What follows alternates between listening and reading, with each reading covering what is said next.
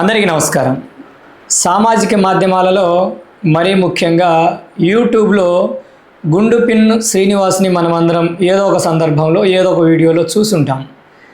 సామాజిక మాధ్యమాల్లో మరీ ముఖ్యంగా యూట్యూబ్ ఛానల్లో ఆంధ్రప్రదేశ్లో జరుగుతున్నటువంటి రాజకీయ స్థితిగతుల మీద, రాజకీయ పరిణామాల మీద, పాలనాపరమైనటువంటి వ్యవహారాలకు సంబంధించి ఇటు కూటమి ప్రభుత్వానికి అలానే వైఎస్ఆర్సీపీ పార్టీకి సంబంధించినటువంటి పూర్తి వ్యవహారాలను కూడా తనదైన శైలిలో ఎప్పటికప్పుడు విశ్లేషణ చేస్తూ తనదైన శైలిలో ప్రజలకు ఒక రకమైనటువంటి సమాచారాన్ని, అవగాహనను కల్పిస్తూ ఉన్నారు గుండు పిన్ను శ్రీనివాస్ గారు.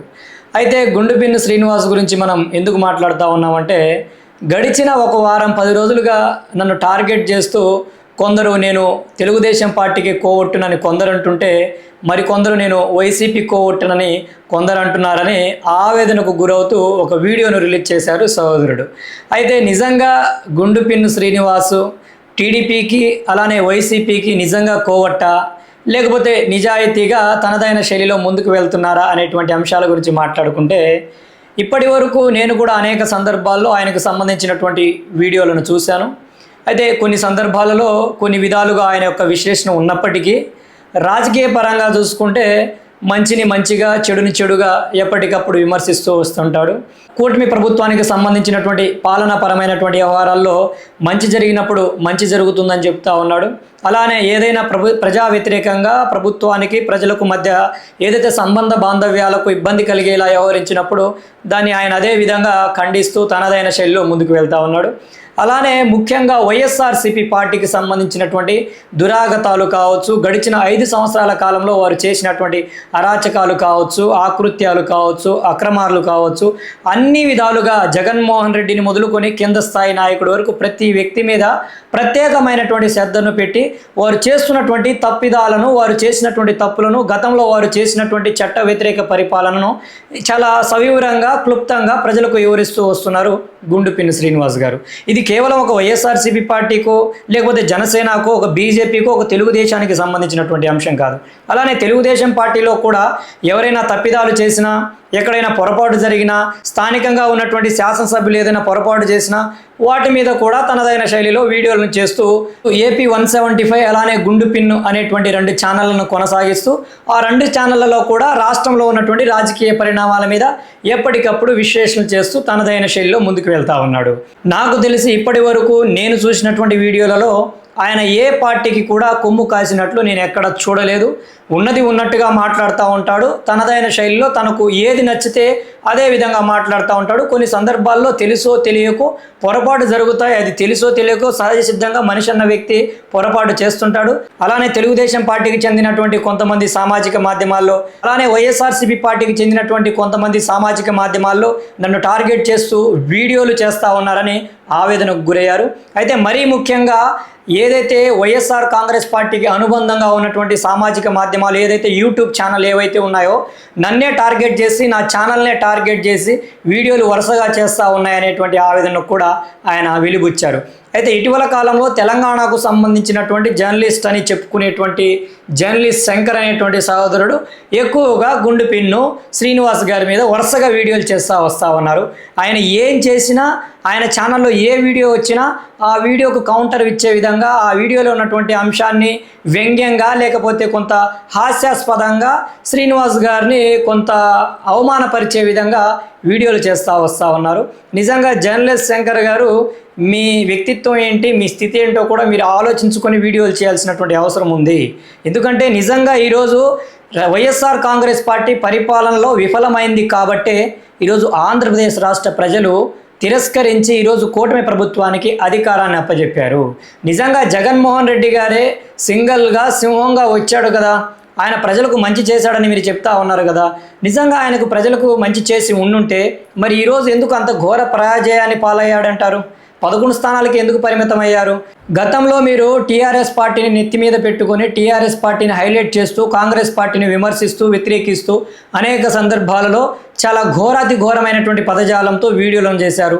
ఆ సందర్భంలోనే మీరు చేస్తున్నటువంటి అన్పార్లమెంటరీ వర్డ్స్ ఏవైతే ఉన్నాయో వాటిని స్వాగతించలేక వాటిని వ్యతిరేకించి తీవ్రంగా ఖండించాలనేటువంటి ఒక ఉద్దేశంతో తెలంగాణలో ఉన్నటువంటి కాంగ్రెస్ పార్టీకి చెందినటువంటి కొంతమంది నాయకులు, కార్యకర్తలు, కోపాద్రిక్తులై మీ మీద దాడి చేసినటువంటి సంఘటనలు కూడా ఉన్నాయని సామాజిక మాధ్యమాల్లో న్యూస్ ఛానల్లో మనం చూసాము.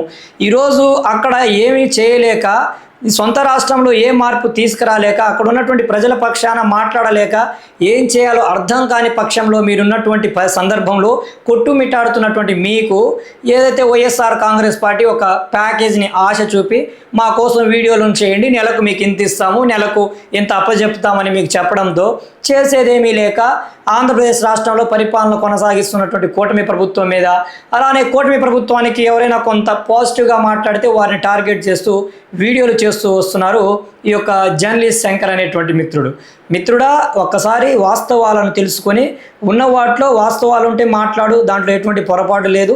ఎందుకంటే భారత రాజ్యాంగం ప్రతి వ్యక్తికి వాక్ స్వాతంత్రాన్ని ఇచ్చింది. అంతేకాని ఆ వాక్ స్వాతంత్రాన్ని హద్దుకు మీరి అనవసరమైనటువంటి వ్యవహారాల్లో, నిజాలు కానటువంటి వ్యవహారాల్లో ఉపయోగిస్తే రాబోయేటువంటి రోజుల్లో తీవ్రమైనటువంటి పరిణామాలు కూడా ఎదుర్కోవాల్సి ఉంటుంది. ఎందుకంటే ఒక తప్పుడు ప్రచారం చేసే ముందు దాంట్లో వాస్తవాలన్నింటినీ తెలుసుకోవాల్సినటువంటి అవసరం ఉంటుంది. నేను అనేక అంశాలకు సంబంధించి మాట్లాడుతూ ఉంటాను, ప్రశ్నిస్తుంటాను. ఏదైతే ఉందో మన హద్దు, మన పరిధి ఏదైతే ఉందో ఆ పరిధిలో ఉన్నటువంటి వాస్తవాన్ని తెలియజేసేటువంటి ప్రయత్నం చేస్తాం. అంతేగాని వ్యక్తిగత వ్యవహారాల్లో వెళ్ళడం, వారి కుటుంబ సభ్యులను లాక్కరావడం, వారి కుటుంబపరమైనటువంటి వ్యవహారాల్లో జోక్యం చేసుకోవడం అనేది సరైనటువంటి విధానం కాదు. అలానే ఏదైతే గుండుపిన్ శ్రీనివాస్కి సంబంధించినటువంటి ఉదాంతం ఏదైతే ఉందో, ఆయన 100% ఏ పార్టీకి కోవట్ అయినటువంటి వ్యక్తి కాదు. నిష్పక్షపాతంగా, నిజాయితీగా ఆయన ఛానల్లో ఆయనకు నచ్చిన విధంగా ఆయన వరవడితో కూడినటువంటి వీడియోలను చేసుకుంటా ఉన్నారు. అందులో ఎటువంటి పొరపాటు లేదు. అయితే కూటమి ప్రభుత్వ పరిపాలన నచ్చి కూటమి ప్రభుత్వంలో జరుగుతున్నటువంటి కార్యక్రమాలను కొంత ఎక్కువగా ప్రమోట్ చేసేటువంటి కార్యక్రమం చేసి ఉండొచ్చు. ఎందుకంటే ఉన్న వాస్తవాలని ఆయన ప్రమోట్ చేసేటువంటి ప్రయత్నం చేశాడు. దాంట్లో తప్పు ఏం లేదు కదా. ఉన్న వాస్తవాలను తెలియజేయాల్సి వచ్చినప్పుడు తప్పకుండా అది జర్నలిజం యొక్క ప్రధాన ఉద్దేశం. అది యొక్క జర్నలిజానికి గౌరవం తెచ్చేటువంటి వ్యక్తిత్వం ఉన్నటువంటి వ్యక్తి గుండుపిన్ శ్రీనివాస్ గారు. ఎందుకంటే ఉన్నది ఉన్నట్టుగా చెప్తా ఉన్నాడు. ఆయన విశ్లేషణ ఆయనకు నచ్చినట్లు ఉంటుంది, లేకపోతే ఆయన ప్రేక్షకులకు నచ్చినట్లు ఉండాలి. అంతేకాని నీకు నచ్చాలి, నాకు నచ్చాలి, అందరికీ నచ్చాలంటే అది సాధ్యం కాదు. కొందరికి నచ్చినది కొందరికి నచ్చకపోవచ్చు, కొందరికి నచ్చకపోయినది కొందరికి నచ్చవచ్చు. కాబట్టి ఆయన ప్రేక్షకులను దృష్టిలో పెట్టుకొని ఉన్నటువంటి అంశాలను సవివరంగా తన యొక్క విశ్లేషణలో అందించేటువంటి ప్రయత్నం చేస్తూ ఉన్నారు గుండుపిన్ శ్రీనివాస్ గారు. గతంలో ఆయన కూడా తెలుగుదేశం పార్టీని, కూటమి ప్రభుత్వాన్ని వ్యతిరేకిస్తూ మాట్లాడినటువంటి సందర్భాలు అనేకం ఉన్నాయి. అది ఆయనకు సంబంధించినటువంటి వాక్ స్వాతంత్రం, ఉన్న వాస్తవాలను మాట్లాడేటువంటి ప్రయత్నం చేశాడు.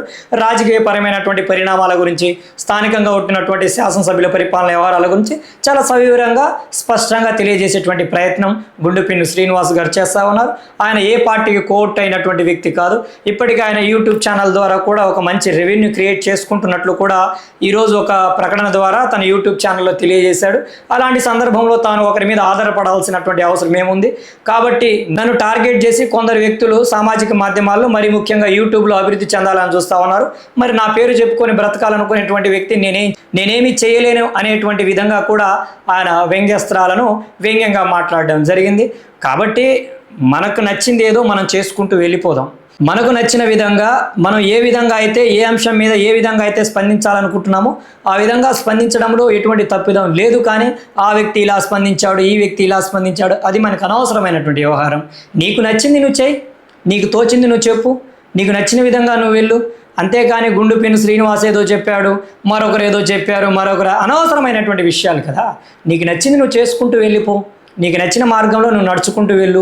తప్పకుండా ఏదో ఒక రోజు నీకు ఒక గుర్తింపు వస్తుంది, ఏదో ఒక రోజు నువ్వు చేయాలనుకుంది తప్పకుండా చేసి చూపిస్తావు. అంతేగాని ఒకరి మీద పడి ఏడుస్తే ఏది రాదు కదా. కాబట్టి ఆ దిశగా సామాజిక మాధ్యమాల్లో, మరీ ముఖ్యంగా యూట్యూబ్ ఛానల్లో ఉన్నటువంటి సహోదరులందరూ ఆలోచించి కొంత నిబద్ధతతో, నిష్పక్షపాతంగా ఉన్న వాస్తవాలను తెలియజేసేటువంటి ప్రయత్నం చేయండి.